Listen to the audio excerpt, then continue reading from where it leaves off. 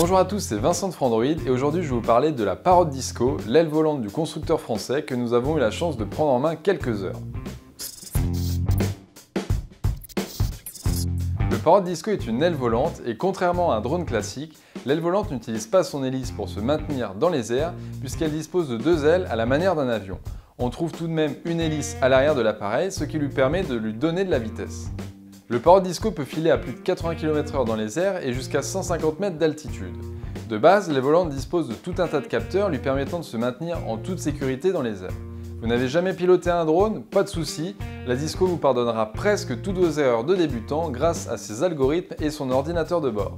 La conception de l'engin est robuste puisqu'à l'image du drone Bebop, Parrot a massivement utilisé du polystyrène.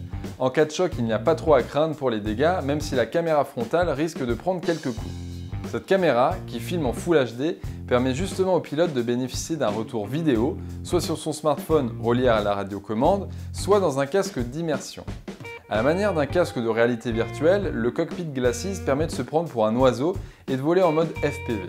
Dommage que Parrot utilise encore la technologie Wi-Fi qui s'est traduit par un retour vidéo assez instable dans la pratique. Si vous êtes plutôt de type aéromodéliste, il est possible d'utiliser l'aile volante Parrot Disco avec une radiocommande classique. Dans ce cas, l'aile volante peut désactiver les aides au pilotage pour réaliser des loopings ou des vrilles comme une feuille morte.